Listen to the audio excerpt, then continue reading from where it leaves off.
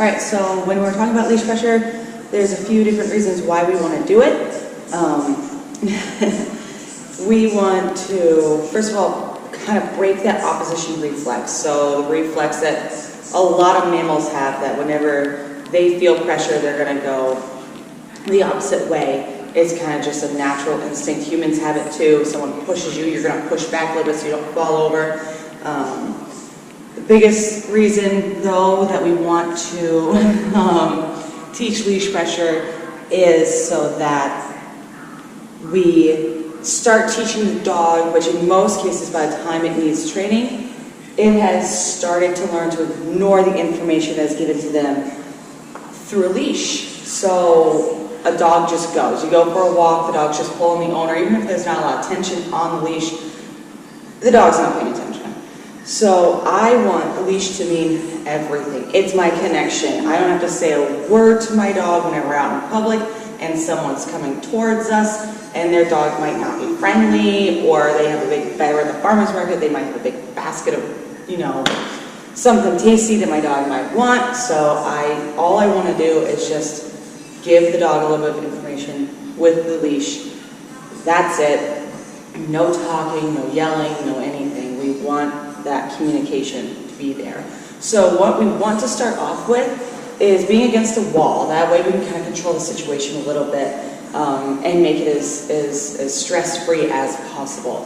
With a lot of dogs, actually with most dogs, what I'm going to do first is just start them off by feeding them when they are in between me and the wall. This creates a nice, fun area because some dogs will not be comfortable with being in that space. You'll find that if you guide them through it, they're going to want to scoot out really fast. And that's okay to start off with. We'll start, some dogs, just the first couple of sessions, just 2 minutes at a time, feeding right here. The reward comes right here. The reward does not come out here. So if he comes here and then I feed out here, there's no point in that. We want the feeding to only happen in this space. It doesn't matter which direction he's standing in. We just want that to happen. So then, if this is a new dog, I would go and do that for a couple of minutes, and that would be the end of the session right there. We want that to be not a stressful area. We want it to be a really cool area to be. They'll start offering to be in that area on their own, which is what we want. All right, so the next step with leash pressure, once that dog is really comfortable with being in this space in between me and the wall, the next step is to get them in that place, have the leash. We're going to start with the forward pressure just because it is the easiest for a lot of dogs to understand and to get into. We're going to have our hand about 6 inches from the collar or their neck, whichever tool you're using. If it's a slip, then obviously it's not a collar. And what we're going to do is just apply pressure. Good boy! And we don't want to drag them through. We don't want to put so much pressure on that, if they're using a slip lead, they're choking out. We just want the tiniest little bit of constant pressure. Once you put that pressure on, you cannot let go, no matter what. Phone rings, doorbell, anything. Because if you let go, the dog then learns, I just have to wait it out. And then the next time you try, it's going to be harder. They're going to fight harder. They might start to mouth the leash or your hand. So we want it to be consistent, concise, and just as neutral as possible. During this time, whenever I'm working with leash pressure, I am very calm. I don't look at the dog too much. I don't engage with the dog. I don't talk to the dog. The other thing is a lot of people won't use food because technically this is a behavior that the reward is the release of the pressure. That's what dogs communicate a lot of the time. A dominant dog will start to put spatial pressure, social pressure on another dog. And if that dog then concedes and does what they want, then the dominant dog will then walk away releasing the pressure, which is that dog's reward. So I'm okay with that, but I want the dog to have fun.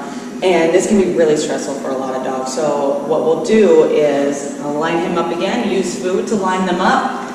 And then as soon as they get into that pressure, Riot knows what we're doing. As soon as we get into that pressure, I make it fun, I move, I reward.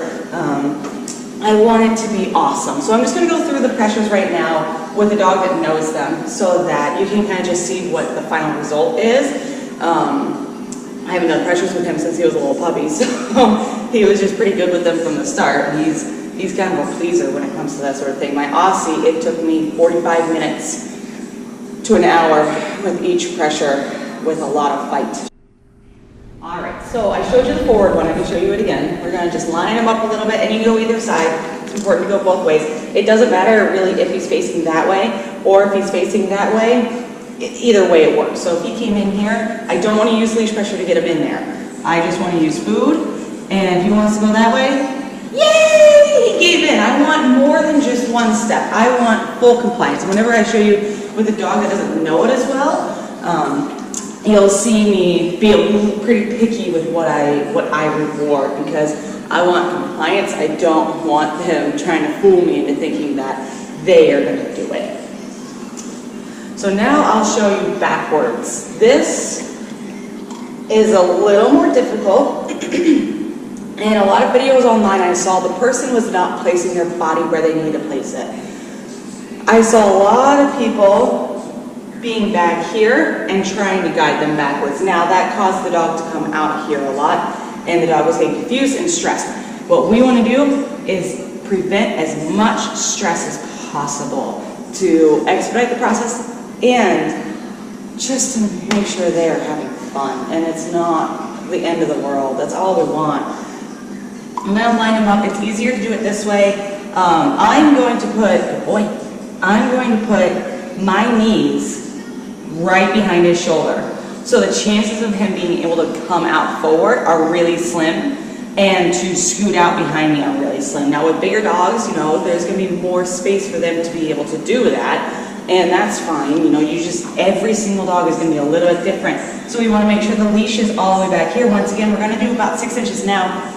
If the dog has potential of being kind of nasty with this, which some dogs, they kind of go into fight or flight, or less about that and more about waiting the handler out didn't work, so then sometimes they'll start to vocalize, and sometimes they'll just go straight to biting the leash, which in turn is your hand. If that's the case, you can move your hand a little bit further up so that you can control the situation, but you're going to have less control when it comes to actually doing the pressure. So it's kind of a catch-22. You will likely get bit during this time, but it's just mouthing. It's not a dog wanting to bite, like aggression. It is simply, I don't like this, I'm a dog, I'm going to mouth you, get off with me. If that's the case, we have to keep the pressure on as best you can. You have to kind of go mind over matter in those cases, and it sucks, but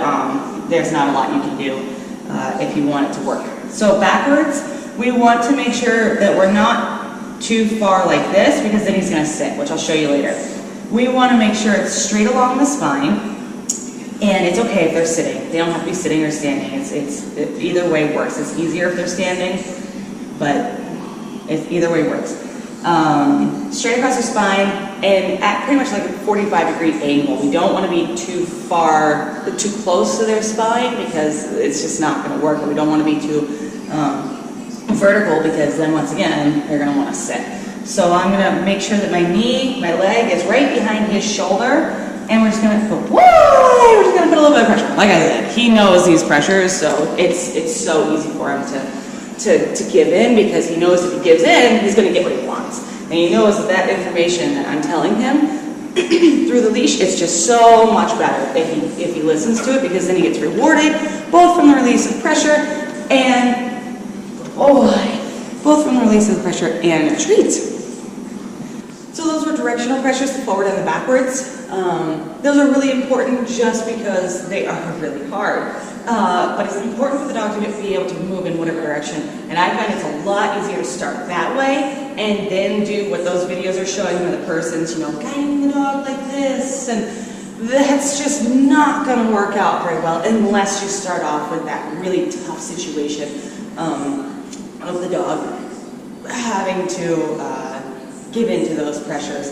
So now we're going to show positions.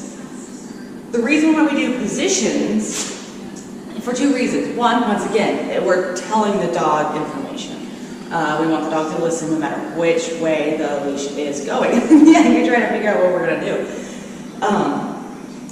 One of the other reasons, though, is so that whenever we are advancing the dog with their obedience, with their positions, we want to be able to ask them for a sit, and if we know they know what sit means, and they choose not to do it, we'll leash pressure them into it, making them go, I can do it the fun way, where I get a treat right away most of the time, or if I'm stubborn, then I have to be leash pressured into it, which is just a little bit less fun. But if I leash pressure a dog into the position, because they're advanced enough, I'm not giving them a treat right away. So they start to learn it's just not worth it to hold out. It's just not. They'll start to listen. It adds that you have to it. So I only want to ask for behavior one. So if I ask, he doesn't know what sit means, but he knows what see, good. If he didn't know, he does know what asi means, but he didn't go into it, then I would say no, and pressure him into it, because I want it to be one time. All right, so we'll start with a sit. I showed you a little bit earlier about, what it is. We want them to stay in position, obviously.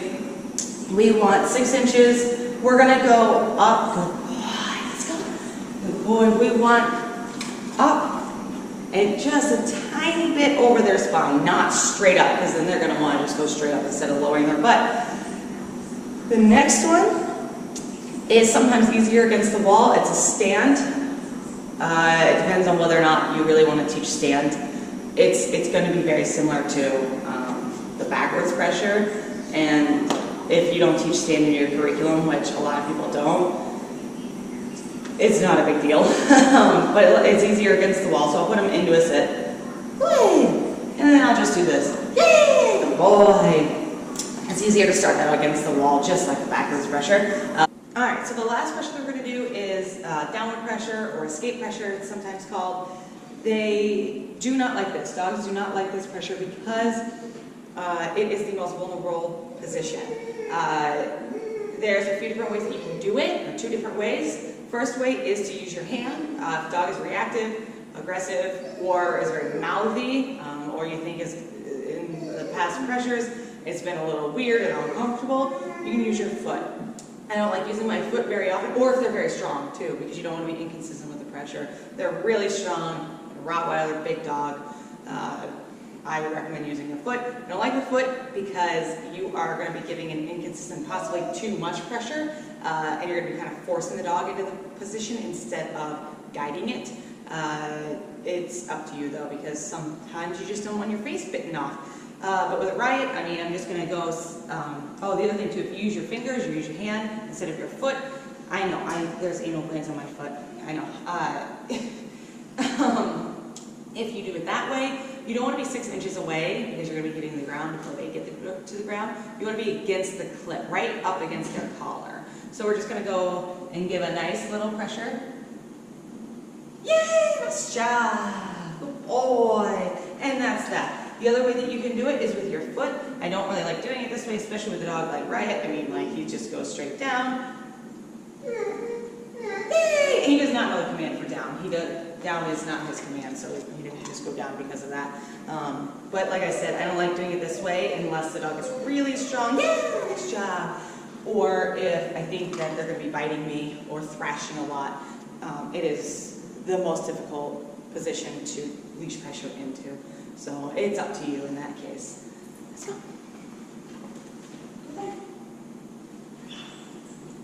Good boy.